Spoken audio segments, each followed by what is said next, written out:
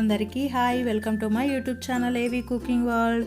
నేను ఒక 15 రోజులు నిల్వ ఉండేలా మామిడికాయతో పచ్చడిని చేసి చూపించబోతున్నాను. మా సైడ్ ఎలా చేస్తారనేది చేసి చూపించబోతున్నాను. అది కూడా చాలా సింపుల్ వేలో చేసి చూపించబోతున్నాను. వీడియోని అయితే స్కిప్ చేయకుండా చూడండి. అలాగే ఇలాంటి టేస్టీ అండ్ ఈజీ రెసిపీస్ కోసం అయితే నా ఛానల్ని ఒక్కసారి సబ్స్క్రైబ్ చేసుకోండి. నేను ఇలా ఒక 1/2 kg మామిడికాయను అయితే తీసుకున్నాను, పుల్లటిది.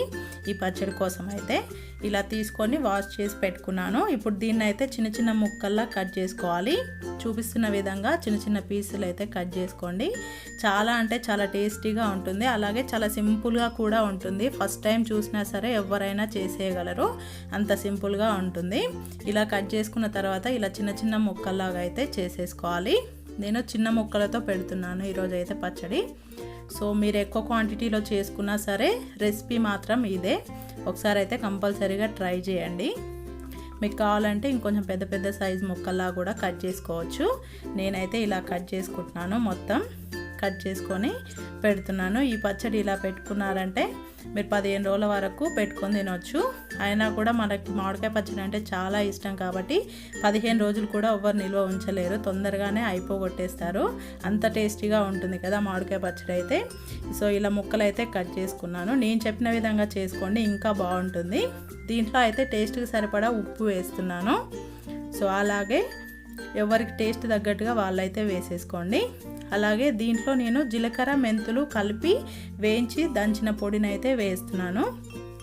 సో మామిడికాయ పచ్చళ్ళలో ఈ పొడి అయితే కంపల్సరీ, మా సైడ్ అయితే కంపల్సరీగా వేసేసుకుంటాము. సో దీని తర్వాత దీంట్లో నేను టేస్ట్కి సరిపడా కారం వేస్తున్నాను.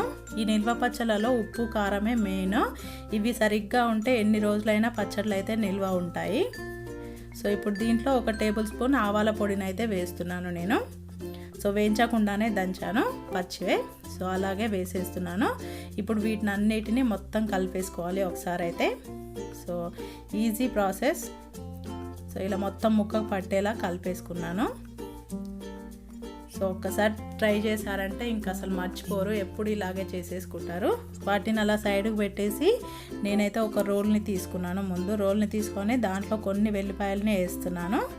వేసి కచ్చా పచ్చగా దంచుకుంటున్నాను, మరి మెత్తగా చేయట్లేదు. సో చూసారు కదా, ఇలా కచ్చా పచ్చగా అయితే దంచాను.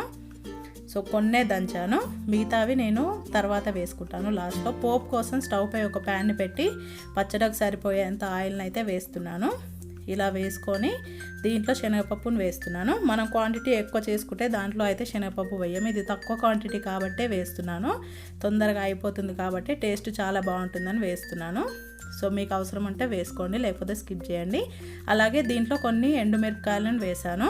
అలాగే దాంతోపాటు కొన్ని ఆవాలను వేస్తున్నాను. వేసుకొని దాంతోపాటు జీలకర్రను కూడా వేస్తున్నాను. ఇలా వేసి మంచిగా వేగనివ్వాలి, పోపు పచ్చిగా ఉండకూడదు.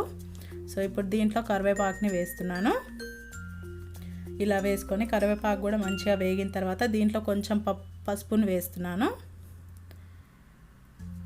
ఇలా వేసుకొని వేగిన తర్వాత నేనైతే స్టవ్ని ఆఫ్ చేసేసాను. ఇప్పుడు స్టవ్ ఆన్లో లేదు. కొంచెం ఆయిల్ వేడి తగ్గిన తర్వాత మనం దంచి పెట్టుకున్న ఎల్లిపాయలను అయితే వేస్తున్నాను దీంట్లో. సో ఆయిల్ వేడిగా ఉన్నప్పుడే వేస్తే ఎల్లిపాయలు అనేవి మాడిపోతాయి. సో అందుకోసమే ఆయిల్ కొంచెం వేడి తగ్గిన తర్వాత వేస్తున్నాను. ఇలా వేసుకొని ఈ పోపును అయితే పూర్తిగా చల్లారనివ్వాలి, వేడిగా ఉంచకూడదు. పూర్తిగా చల్లారిపోయింది, చూసారు కదా. నేను పూర్తిగా చల్లారిపోయేంత వరకు సైడ్కి అయితే పెట్టేసుకున్నాను. ఇప్పుడు ఇది పూర్తిగా చల్లారిపోయింది. దీన్ని మనం ముందుగా ఉప్పు కారం పట్టించిన మామిడికాయ ముక్కల్లోకి అయితే ట్రాన్స్ఫర్ చేసేస్తున్నాను. సో ఇలాగ మొత్తం అయితే వేసేసుకుంటున్నాను. ఆయిల్ కూడా పర్ఫెక్ట్గా సరిపోయింది ఆ ఒక్క మామిడికాయకి. మరి తక్కువ కూడా కాలేదు, అలాగే ఎక్కువ కూడా కాలేదు. ఇలా వేసేసుకొని మొత్తం కలిపేసుకోవడమే. సో చూపిస్తున్న విధంగా చేసేసుకోండి. ఒకసారి అయితే కంపల్సరీగా ట్రై చేయండి.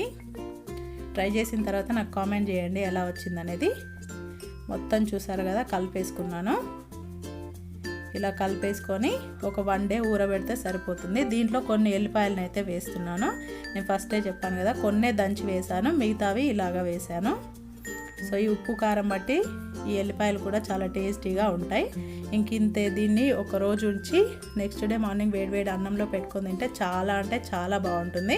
ఒకసారి కంపల్సరీగా ట్రై చేసిన తర్వాత అయితే కామెంట్ చేయండి. ఇంకా ఈ వీడియో కనుక మీకు నచ్చినట్టయితే ఈ వీడియోకి లైక్ చేసి నా ఛానల్ని అయితే సబ్స్క్రైబ్ చేసుకోండి. ఈజీ అండ్ సింపుల్ వేలో రెసిపీస్ అనేవి నేను మీకు చేసి చూపిస్తాను. Thanks for watching. Please do subscribe.